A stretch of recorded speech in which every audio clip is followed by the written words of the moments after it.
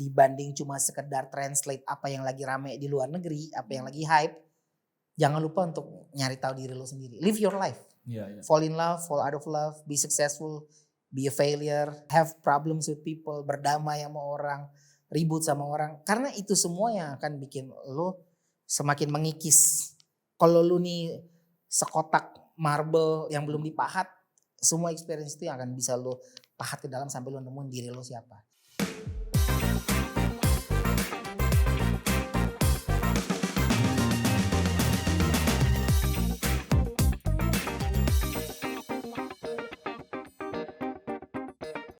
Saikoji, thank you for saying yes di Kacamata Mike. Wah, ini langsung aja. Ini mungkin pertanyaan sejuta umat, ya. Dan lu paling bosen ditanyain ini, betul nggak?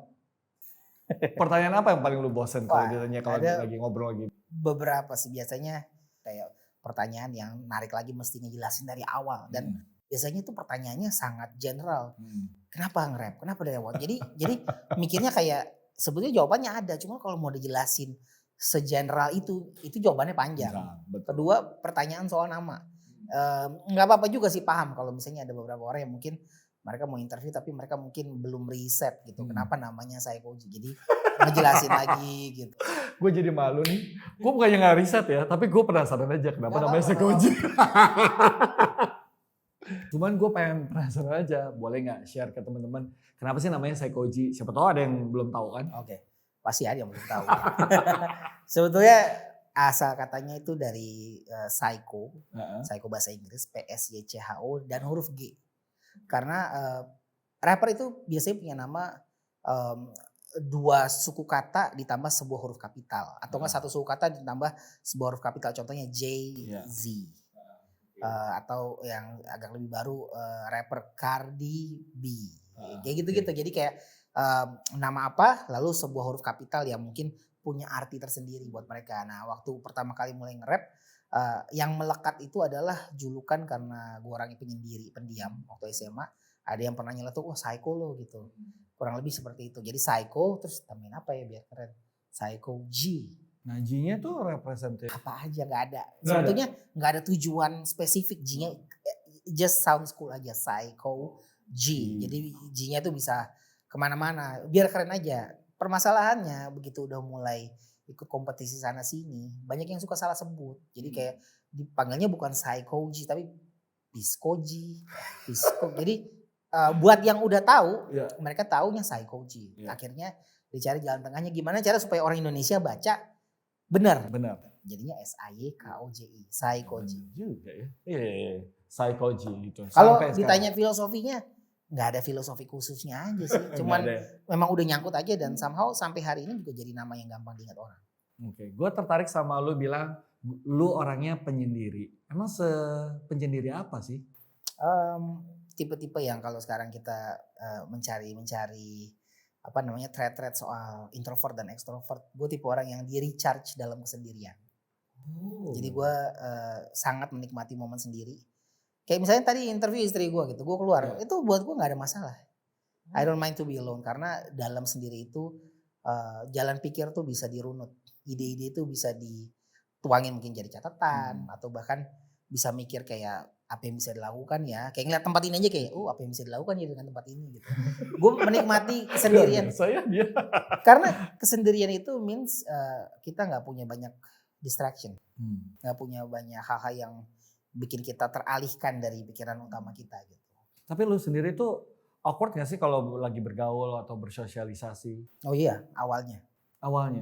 Kayak misalnya PDKT sama Desi aja, sama istri juga awalnya memang awkward banget. Apalagi kalau misalnya berada di tengah keramaian di awal-awal.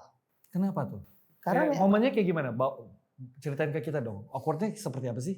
Karena kayak ada kecenderungan bahwa kalau lagi rame, apalagi di antara rapper nih, ada kecenderungan bahwa kita harus tampilin seasik apa, sekeren apa kehidupan kita, cara ngomong kita, gaya berpakaian kita, yang di awal jadi rapper atau waktu gue masih muda tuh kayak nggak nemu aja gitu, nggak menemukan kenyamanan di tengah keramaian, lebih suka menyendiri dengerin musik. Makanya aneh ya, kayak suka hip hop, Iya. Tapi nggak suka rame.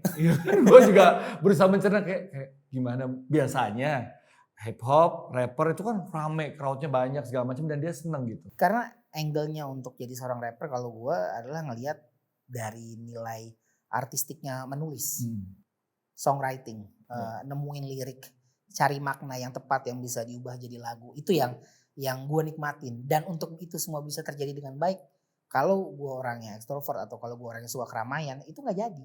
Iya betul. Gue selama 22 tahun nge-rap ini, kalau gue orangnya keluar dan suka keramaian, suka nongkrong, nggak akan jadi gue yang sekarang. Iya betul.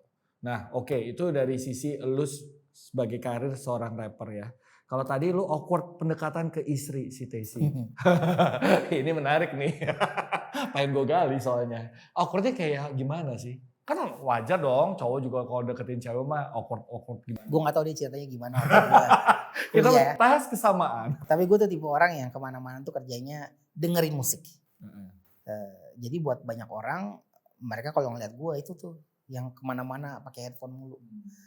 Nah satu kali gue lagi nyantai di kampus, ada tiba-tiba cewek yang nyeletuk nyamperin, lu kalau nggak dengerin musik atau nggak pakai headphone sehari mungkin mati kali ya. Gue kaget, kenapa cewek ini ngomong sama gue? Judes banget sih Nur. Oh enggak, dia gak judes, kayak dengan senyum yang ramah. Terus ceweknya tuh kayak muka-muka Indo campuran bule gitu, kayak ih ada loh cewek kayak gini yang mau ngomong sama gue. Akhirnya gue berusaha untuk cari tahu lebih lanjut. Ini orangnya. Terus pelan-pelan kayak begitu ketemu, oh ternyata kita sama-sama ada di fellowship mahasiswa yang sama gitu. Unit kegiatan mahasiswa Kristen lah, dan sering ketemu di situ juga gitu. Jadi dari situ mulai ketemu, mulai ngobrol, tapi nggak pernah ngekspresin perasaan. Kayak dia kemana gue ngintilin, gue ikut aja. Dia mau tanya apa gue ikutin. Sampai ngobrol-ngobrol ternyata cewek ini udah lama di Jakarta tapi belum pernah ke Monas. Nggak pernah ke Monas. Nggak pernah ke Monas. Akhirnya gue sebagai sebenarnya bukan asli Jakarta tapi dari kecil di Jakarta dan paham jalanan Jakarta karena gue masa kecil itu Jakarta Timur, jadi kemana-mana naik kendaraan umum.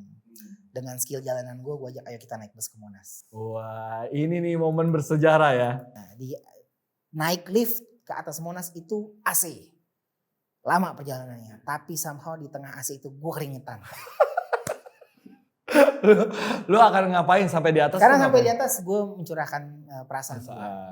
Dan di atas puncak ketinggian Jakarta itu, di tengah hati Jakarta itu, setelah gue ungkapin perasaan gue, dia cuma bilang kayak begini, kalau gue nggak punya perasaan yang sama, nggak mungkin gue sama lo terus. Langsung masuk tuh Pak Eko, gitu ya. Itu kita turun, kita makan siang di bawah kalau nggak salah, nyari gerobak mie ayam, lalu kita jalan kaki sampai Plaza Indonesia. Tidak terasa. Rasa capeknya ya. Tadi ada 3 pertanyaan sih yang gue tanyain ke Tessy, yang gue pengen lu juga tanya. Apa ada hal-hal yang lu buat yang menurut lu paling risih nggak dari seorang Tessy penyanyi? Dia masih suka minderan dengan kualitas fotonya dia, dengan cara orang ngelihat dia gitu. Kayak beberapa kali dia nongkrong sama satu komunitas, mau bikin sesi foto, ternyata rivalnya komunitas itu juga bikin sesi foto.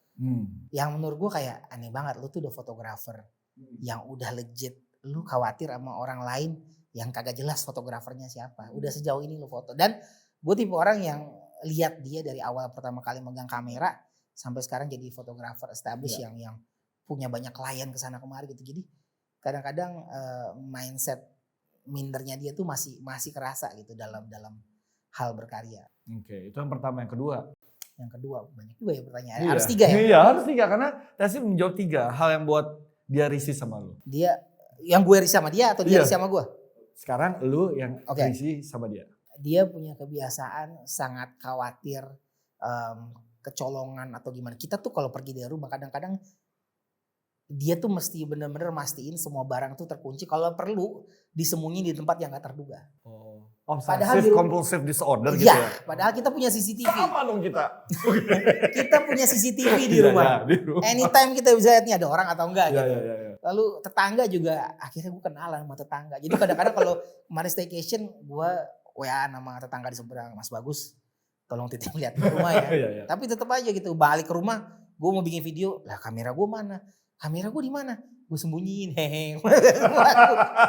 Oh parnoan Parnoan orangnya. orangnya. Ya. Kemana-mana tuh kayak masih khawatir banget. Ini kita sudah sampai di masuki tahun ketiga pandemi. Itu kipas yang matiin virus itu masih nyala di kamar. Padahal kita udah booster dan kita udah kena COVID 2 kali. Gue gak ngerti kenapa itu kipas berisik soalnya. Tapi itu masih dinyalain. Kalau gue bilang gak perlu dimatiin, udah gak apa-apa biar aman sekali. Oh, ya udah, oke. Supaya aman. Kan gak boleh lengah ya kan? Yang ketiga. Ini sebetulnya sesuatu yang gue juga sebagai suami ngerasa dibutuhkan. Tapi dia sering banget anything ada urusannya dengan gadget atau tech. Kayak misalnya gue lagi ngerjain apa gitu di studio ngerjain musik, tiba-tiba dia miss call di WA padahal dia di depan gitu. Ini kenapa nih gak bisa nih mau masukin Dropbox atau Google Drive atau ini kenapa sih? Gimana sih cara ngubahnya supaya folder Google Drive ini bisa diakses sama orang? Ada aja gitu. Yang kayak gitu yang nanya ke gue gitu. Atau enggak tiba-tiba masuk miss call handphone gue. Itu istri banget ya. Itu istri banget. Ya. Jadi dia sendiri lupa dia taruh handphonenya di mana. Tapi menarik. Nah tapi kan gue juga ngikutin perjalanan kalian yang rintis bareng-bareng segala macam. Untuk seorang psikologis sendiri, kenapa lu yakin lu akan bisa menembus dunia musik sebagai seorang rapper? Awalnya gak yakin. Memang di awal tuh memang cuman senang-senang aja. Buat hobi? Iya, tapi yang gue tangkap adalah ada momen di awal-awal karir di mana gue sempat ngerasa down, sempat males. Yang yakin bahwa gue akan jadi seseorang justru Tesi. Even before ada buktinya. Dan dia support fotoinnya sebisanya dengan kameranya bukan kamera DSLR lagi. Kamera yang udah memory card tapi sekedar gitu kalau lihat cekret iya ada flashnya nggak bisa dimatiin. Nemenin kesana kemari, sempat ikut bantuin manajemen. Jadi kalau menurut gue waktu dari awal bukan dalam konteks bahwa gue yakin gue akan jadi seperti ini. Tapi lebih kayak untuk sampai ke situ yang menyenangkan adalah ada seseorang yang percaya bahwa kalau gue mau effort pasti gue bisa capai sesuatu gitu. Dan itu yang gue temuin di Tesi. Dan bahkan lu pernah membuang mimpi ini, pernah dalam wacana gitu ya, membuang mimpi ini pengen jadi pegawai kantoran, bener? Iya karena memang gue ngerasa saat itu gue bikin sebuah kolektif untuk berkarya sementara kapasitas dan semangatnya teman-teman yang lain ini gak sama. Yang ada justru mereka malah nyerang balik ke gue padahal gue pengen level up tapi mereka gak pengen level up. Nah karena gue bisa dibilang sedih gitu karena mereka memutuskan untuk gak bareng lagi ya gue pikir ya apa gue ngantor aja gitu. Lalu setelah itu juga gak langsung booming, tetap lagi ada aja season dalam hidup dimana awalnya karir nge-rap ini juga gak segitu menghasilkannya. Sementara gue udah punya anak, udah mesti mulai mikirin bor soal beli susu, beli pampers, nanti sekolah nanti lagi ke depan. Jadi saat itu juga bisa dibilang banyak sebetulnya ups and downs-nya gitu. Tapi yang paling gue suka dari lu adalah lu tuh tipe kalau gue lihat di sosial media dan keseharian gitu ya, lu tuh tahu apa yang lu mau kejar. Betul nggak ya? Iya. Ya kan? Lu kayak peduli amat sama omongan orang, bodoh amat. Pokoknya gue tahu apa yang gue mau raih ini gitu. Lu gimana sih punya rasa percaya diri setinggi itu gitu? Maksudnya dengan konsep berpikir seperti itu? Kalau orang zaman sekarang tuh kita tuh sangat terpaku dengan apa yang menurut kita works karena sosial media. Gue memulai karir gue nggak di momen dimana sosial media ada seperti sekarang. Jadi gue tuh kayak in between. Kalau zaman dulu 90-an ke 2000-an, lu mau berkarir ya lu mesti bisa perform, lu bisa manggung, betul. Lu mesti bisa bikin lagu yang bagus. Tapi zaman sekarang kadang-kala lebih kayak yang penting lu bisa rekaman, yang penting lu punya konten, yang penting lu bisa bikin viral, lu akan dinotis orang. Nah gue ada di antara kedua fase itu. Jadi gue paham gimana caranya untuk membangun identitas sebagai musisi. Tanpa sosial media pun gue bisa bangun. Tapi karena gue udah ngerti sosial media pun, gue juga akan gunakan. Nah, karena rootsnya berkarya yang old school, ada momen-momen di awal karir di mana gue pengen belajar soal nge-rap sama hip hop. Kita nggak punya internet kayak sekarang. Jadi gue mesti cari, entah itu gue nyari majalah bekas. Karena ada majalah-majalah hip hop dari luar, tapi biasanya bekas. yang beberapa bulan sebelumnya atau yang tahun lalu itu gue cari ke tempat majalah-majalah bekas, lalu gue cari VCD nggak tahu nih kalau anak sekarang tahu VCD apakah itu VCD. Apa itu Kak? Udah nggak tahu kayaknya. VCD soal hip hop gue cari sampai ke Senen, sampai ke Glodok, sampai ke Mangga 2 supaya gue punya referensi. Jadi yang bisa gue share mungkin adalah apa yang gue sukain ini, gue pengen mengakar.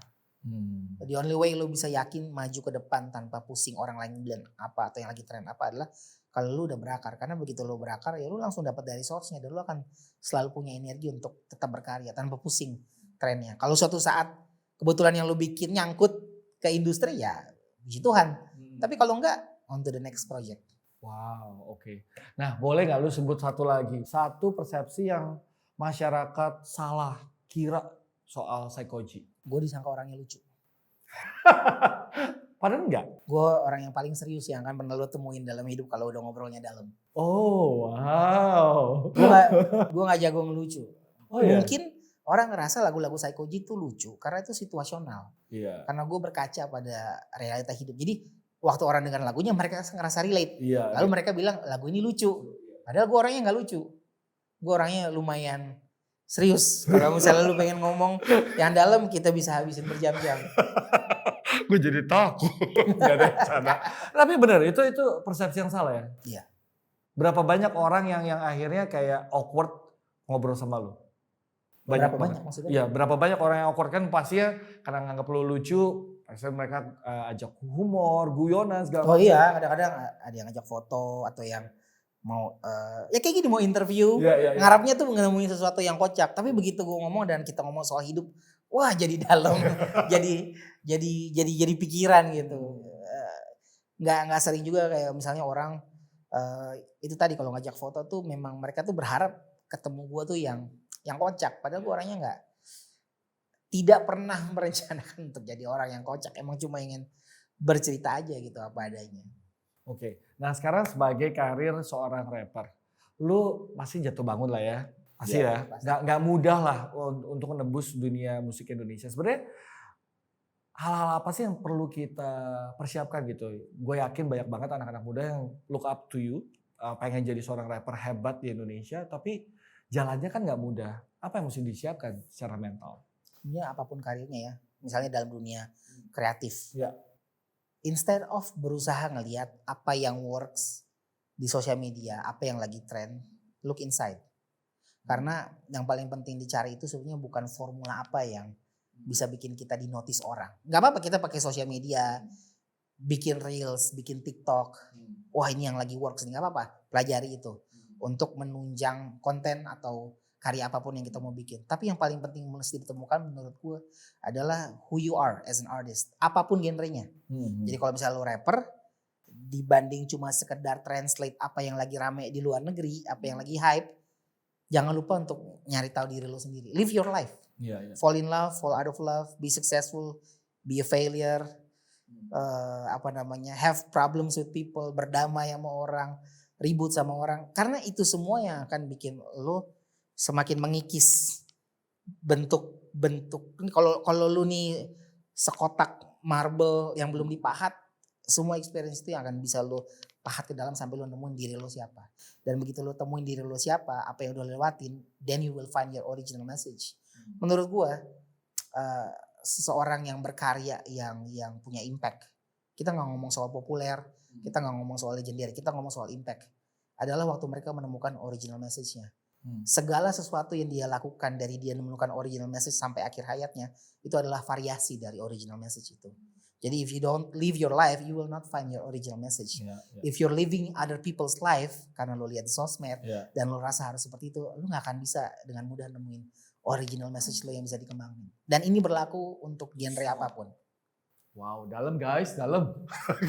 Tapi gue penasaran, kayak tadi kan lu bilang kita harus nemuin diri kita sendiri gitu. Dan di sosmed, gue nggak tahu sosmed lu, itu lu di profilnya bilang full time nerds. Apakah itu representasi seorang Saikoji? Oh iya, I'm a very nerd and geeky person. I like tech stuff, I like sci-fi, I like anything yang ada hubungannya dengan kalau orang bilangnya pop culture sih, tapi lebih yang geeky gitu. Kayak gue suka Star Wars, gue suka sci-fi, gue suka ya semua orang juga suka sih sekarang kayak Marvel Universe. Tapi gue ngegali Marvel itu sebelum jadi Marvel Marvel Sekarang Studios. ini, iya. Dari zaman komik-komik masih seperti dulu gitu. Jadi itu yang waktu gue kecil mengisi hari-hari gue gitu.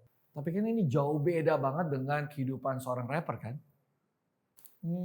Mungkin karena rap secara industri di Amerika sana itu udah industri. Iya. Jadi seorang rapper dan sebuah label rekaman bekerja sama dengan brand, bekerja sama dengan media, mencari format yang bisa paling menjual sesuatu. Either itu fashion, either itu liquor, minuman, atau mungkin teknologi, gadget, ataupun mobil. Jadi mereka sangat senang dengan stereotip. Dan stereotip ini yang menurut mereka it works, itu aja yang diulang-ulang. Sementara sebetulnya kalau gue ditanya pendapat gue soal rapper, setiap rapper tuh punya ciri khasnya masing-masing. Kita nggak harus selalu dikotakin bahwa kalau rapper pasti begini. Enggak juga. Ya. Itu karena ya yang dibawa dari luar sana yang kita selalu ingat di dalam otak kita. Itu bagian dari industri. Lu punya record label yang punya jangkauan luas, lu punya media, lu punya produk-produk yang ingin menempelkan identitas produk mereka dengan rapper yang terkenal, jadinya seperti itu. Tapi menurut gue di luar itu pun seorang rapper tuh bisa punya identitas sendiri. Oke, sekarang kalau kita udah lihat perjalanan hidup lu dan gue sangat lihat masa depan cerah seorang Saikoji ya. Kalau boleh balik lagi ke usia 20 atau 30-an ya. Apa yang lu mau lakukan? Kan udah lihat kolaborasi, lihat pemenangnya dari seluruh pelosok. Berarti kita punya potensi. Tapi siapa yang akan mikirin gimana caranya ngebangun industrinya?